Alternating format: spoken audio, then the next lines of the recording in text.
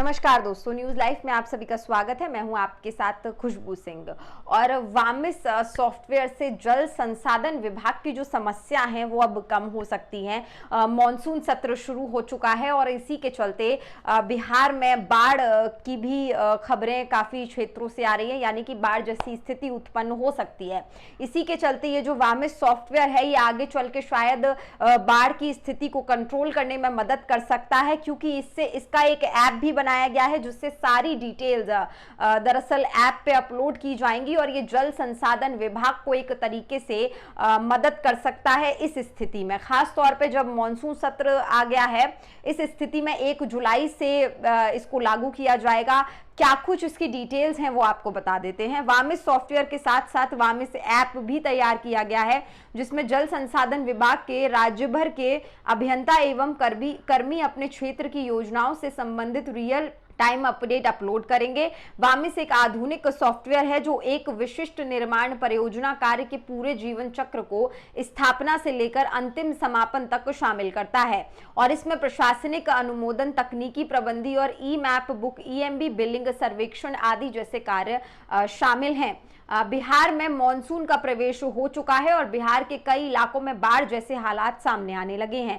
इसे देखते हुए जल संसाधन विभाग की पूरी तरह से अलर्ट मोड में है। इसी क्रम में विभाग के अधिकारी और अभियंता से जुड़े कार्य और योजनाओं से संबंधित रियल टाइम अपलोड को लेकर महत्वपूर्ण फैसला जल संसाधन विभाग की ओर से लिया गया है। दरअसल जल संसाधन विभाग ने विभागीय कार्यों और खाता के प्रबंधक के लिए 1 जुलाई 2022 से एक नई सूचना प्रणाली वामिस यानी कि वामिस works and accounts management information system को अपनाने का फैसला किया है। जहां एक तरफ बिहार में जब मॉनसून सत्र आता है तो बहुत सारे क्षेत्र ऐसे होते हैं, जिले ऐसे होते हैं जहां पे बाढ़ जैसी स्थिति उत्पन्न हो जाती है। इसको लेकर जो है प्रशासन पूरी तरीके से इस बार कड़े कदम उठाने वाला है ताकि लोगों को कम से कम दिक्कत हो और इसीलिए वामिस सॉफ्टवेयर 1 जुलाई से अप्लाई किया जाएगा, जहां पे पूरे अकाउंट्स मैनेजमेंट इंफॉर्मेशन का पूरा जो भी लेखा जोखा है वो इस ऐप के थ्रू मेंटेन किया जाएगा, जिसके तहत बहुत मदद लोगों को मिल सकती है और इसीलिए 1 जुलाई से इसको लागू किया जा रहा है। इसकी मदद से जो सारी सिचुएशन है उसको संभालने की कोशिश की जाएगी, क्योंकि मॉनसून सत्र शुरू हो चुका है और इसी के चलते ये जो ऐप है इसको जल्द से जल्द बनाया गया है और इसके तहत सारी इंफॉर्मेशन इस ऐप पर अब अपलोड की जाएगी। ये प्रशासनिक बाढ़ के समय बेहद महत्वपूर्ण माना जा रहा है।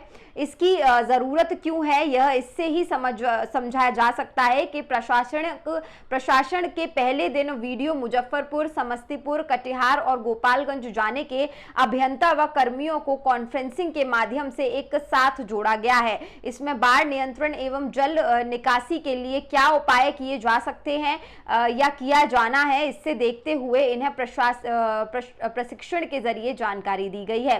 प्रशिक्षण कार्यक्रम के दौरान जल संसाधन विभाग और सीडैक के तकनीकी विशेषज्ञों ने वामिस सॉफ्टवेयर की पूरी जानकारी देते हुए बताया कि यह सॉफ्टवेयर क्यों इतना महत्वपूर्ण है, इसके माध्यम से कैसे फील्ड से मिली सूचनाओं को अपलोड किया जाता है और मुख्यालय में उसकी मॉनिटरिंग कैसे की जाती है, इसकी पूरी प्रक्रिया को विस्तार से समझाया गया है। यानी कि ये जो सॉफ्टवेयर है ये फील्ड की नॉलेज देता है और फील्ड की नॉलेज को आप एक ऐप पर, एक वेबसाइट पर अपलोड करते हैं जहां से उसकी पूरी मॉनिटरिंग की जाती है। यानी कि अगर आप ऑफिस में बैठे हुए हैं या आप मॉनिटरिंग कर रहे हैं तो फील्ड पर कुछ लोग होंगे जो सारी चीजें अपलोड एक वेबसाइट पे कर देंगे, तो लोगों को पता चल पाएगा कि दरअसल स्थिति कैसी है, किस तरीके की है, इसको किस तरीके से टैकल किए जाना चाहिए, क्या कुछ कदम उठाए जाएंगे उस स्थिति को काबू में लाने के लिए। ये सारी चीजें इस ऐप के जरिए हो पाएंगी और इसीलिए इसका महत्व मॉनसून सत्र में ज्यादा माना जा रहा है। वामिस सॉफ्टवेयर के साथ साथ वामिस ऐप भी तैयार किया गया है जिसमें जल संसाधन विभाग के राज्य भर के अभियंता एवं कर्मी अपने क्षेत्र की योजनाओं से संबंधित रियल टाइम अपडेट अपलोड करेंगे। वामिस एक आधुनिक सॉफ्टवेयर है जो एक विशिष्ट निर्माण परियोजना कार्य के पूरे जीवन चक्र को स्थापना से लेकर अंतिम समापन तक शामिल करता है और इसमें प्रशासनिक अनुमोदन, तकनीकी प्रबंधक, ई मैप बुक, ईएमबी बिलिंग, सर्वेक्षण आदि जैसे कार्य शामिल हैं। इस नए सॉफ्टवेयर के विभाग की योजनाओं की मॉनिटरिंग आसान हो जाएगी, साथ ही payment bill generation, audition report को ऑनलाइन देखा एवं संरक्षित किया जा सकता है। यानी कि इससे बहुत सारी चीजों में लाभ मिल सकता है। लोग ऑनलाइन देख सकते हैं क्या चल रहा है, बिलिंग से लेकर आप ऑनलाइन सारी चीजें मेंटेन कर सकते हैं। एक ऐप तैयार किया गया है जिसपे आप अपलोड कर सकते हैं क्या स्थिति है क्या नहीं है।